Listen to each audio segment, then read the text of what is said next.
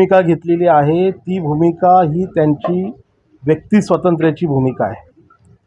सरकारने निर्णय घेतलेला आहे। मनोज जरांगे यांच्या उपोषणाच्या दरम्यान सरकारच्या प्रतिनिधींनी मनोज जरांगेंना ज्या वेळेला विनंती करायला शिष्टमंडळ गेलं होतं त्यावेळेला स्पष्टपणे शिष्टमंडळाने आश्वासन दिलेलं आहे की 24 डिसेंबरपर्यंत जी तुमची मागणी आहे त्या मागणीनुसार आरक्षणाचा पूर्णपणे अभ्यास करून शिंदे समिती अभ्यास करणार आहे आणि तो अभ्यास करून मराठा समाजाला आरक्षण देण्यात येणार आहे।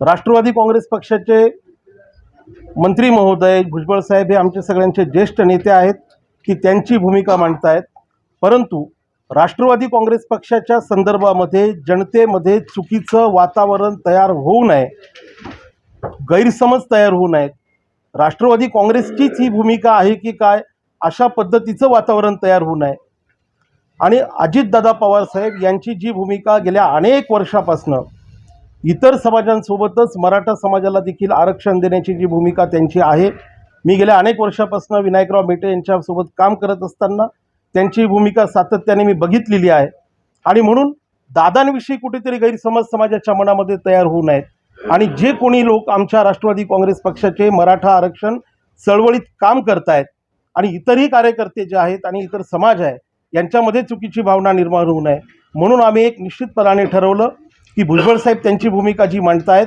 तर आपण देखील आपली भूमिका मराठा समाज म्हणून पक्ष म्हणून त्या ठिकाणी जरी नसली तरी देखील पक्षामध्ये काम करणाऱ्या सर्व कार्यकर्त्यांनी त्या ठिकाणी राज्यभरातील कार्यकर्त्यांनी पदाधिकाऱ्यांनी मांडायला पाहिजे। म्हणून आजची बैठक आम्ही काही मोजक्या पदाधिकाऱ्यांना घेऊन या ठिकाणी केलेली आहे। पक्षाची जी भूमिका आहे ते सन्माननीय अजितदादा पवार साहेब येत्या काही दिवसांमध्ये निश्चितपणाने स्पष्ट करणार आहेत।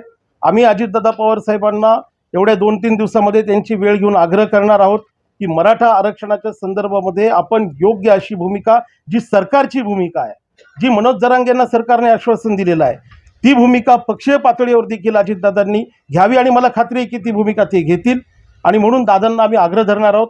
पक्षाची जी भूमिका आहे ती दादा राष्ट्रीय अध्यक्ष आहेत ते निश्चितपणाने मांडतील। या बैठकीबद्दल त्यांना माहिती दिली। राष्ट्रवादी काँग्रेस पक्षाचे ते राष्ट्रीय अध्यक्ष आहेत। दादांना आणि प्रदेशाध्यक्ष सुनीलजी तटकरे साहेबांना आम्ही आमचे जे काही निरोप द्यायचा आहे तो निरोप त्या ठिकाणी दिलेला आहे। त्यांच्या वतीने मला बैठक घ्या किंवा घेऊ नका असं कोणत्याही प्रकारचं काही सांगण्यात आलेलं नाही आणि ज्या अर्थी त्यांचं कोणताही निरोप आम्हाला आलेला नाही त्या अर्थी आम्ही बैठक घेण्याचं जे ठरवलं होतं त्यानुसार आम्ही राष्ट्रवादी काँग्रेस पक्षाच्या वतीने आमचे जे पदाधिकारी आहेत चळवळीत काम करणारे त्यांची बैठक आज आम्ही घेतलेली आहे। काय बैठक पक्षाची आहे की नाही? राष्ट्रवादी काँग्रेस पक्षामध्ये काम करणाऱ्या चळवळीतल्या कार्यकर्त्यांची पदाधिकाऱ्यांची माझ्यासोबत जी लोक बसलेली आहेत समोर बसलेले आहेत त्या सौ वैशालीताई जवंजाळ ह्या राष्ट्रवादी काँग्रेस पक्षाच्या प्रदेश सरचिटणीस आहेत। हे जे आमच्या शेजारी बसलेले आहेत ॲडव्होकेट विजय कातोरे हे राष्ट्रवादी काँग्रेस पक्षाचे नाशिकचे ज्येष्ठ नेते आहेत। माझ्या शेजारी जे बसलेले आहेत संतोषराव मराठे हे राष्ट्रवादी काँग्रेस पक्षाचे राज्याचे चिटणीस आहेत। माझ्या शेजारी दुसऱ्या बाजूला जे बसलेले आहेत पंजाबराव देशमुख हे राष्ट्रवादी काँग्रेस पक्षाचे राज्याचे चिटणीस आहेत। त्यांच्या शेजारी जे बसलेले आहेत सुरेशराव शेटे हे नगर जिल्ह्यामधील नेवासामधील विधानसभेचे त्या ठिकाणी विधानसभा क्षेत्राचे अध्यक्ष आहेत। पाठीमागे देखील जी लोक बसलेली आहेत ती सर्वच्या सर्व लोक त्या ठिकाणी राष्ट्रवादी काँग्रेस पक्षाचे पदाधिकारी आहेत आणि राष्ट्रवादी काँग्रेस पक्षाचे जे पदाधिकारी या ठिकाणी उपस्थित आहेत ज्यांना मराठा आरक्षण चळवळीमध्ये काम करण्याची आजपर्यंत त्यांनी रेटलं ती सर्व लोकांची जी भावना आहे ती भावना एकत्रित पद्धतीने व्यक्त करून पक्षश्रेष्ठींपर्यंत पोहोचवावी त्यासाठीची आजची बैठक आहे। ही बैठक जरी आज छोटी असली तरी मी खात्रीने सांगतो की येणाऱ्या काळामध्ये राष्ट्रवादी काँग्रेस पक्षाचे जे कोणी आमचे इतर पण पदाधिकारी आणि कार्यकर्ते आहेत त्यांना सोबत घेऊन आम्ही पुढे जाण्याची भूमिका घेणार आहोत हे निश्चित आहे। बैठकीत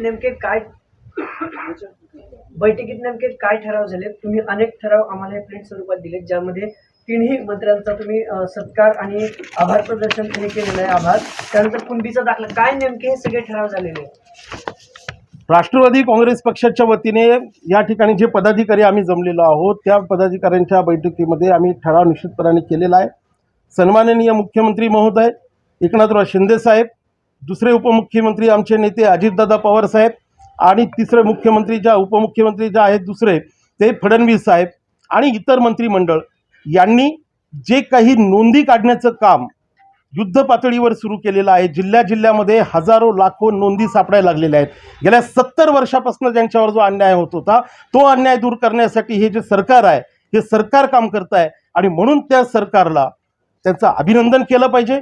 ते जे काम करतायत त्यांच्या कामाला अभिनंदनाच्या माध्यमातून बळ दिलं पाहिजे, त्यांचं मनोबल वाढवलं पाहिजे. म्हणून त्यांचा अभिनंदनाचा ठराव या बैठकीमध्ये आम्ही केलेला आहे.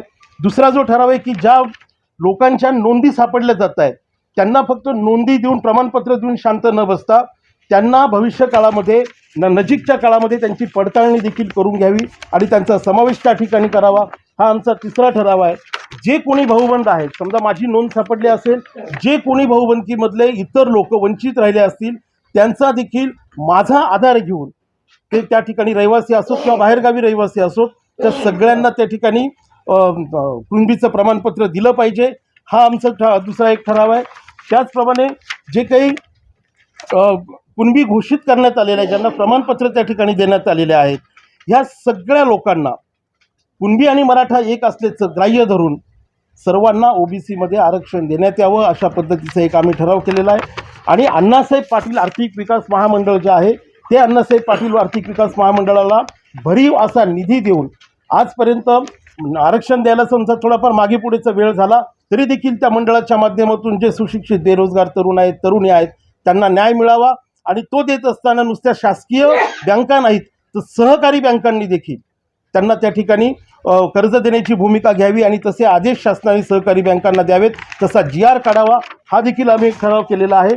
तसाच एक अतिशय महत्त्वाचा ठराव जो या महाराष्ट्रासाठी, फक्त मराठा समाजासाठी नाही तर महाराष्ट्रासाठी नव्हे तर देशासाठी गरजेचं असलेला, भूषणावं असलेलं जे आपलं आराध्य दैवत आहे छत्रपती शिवाजी महाराज यांच्या आंतरराष्ट्रीय दर्जाच्या स्मारकाचं जे काम आहे ते काम कोर्टाने दिलेल्या तोंडी आदेशामुळे थांबलेलं आहे.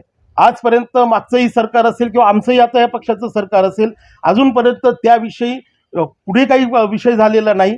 तर आमची सरकारकडे या निमित्ताने विनंती आम्ही करणार आहोत की येणाऱ्या काळामध्ये चांगल्यातला चांगला वकील सुप्रीम कोर्टामध्ये देऊन जे तोंडी आदेश दिलेला आहे छत्रपती शिवाजी महाराजांच्या स्मारकाला तो तोंडी आदेश उठवण्यासाठी प्रयत्न करावेत.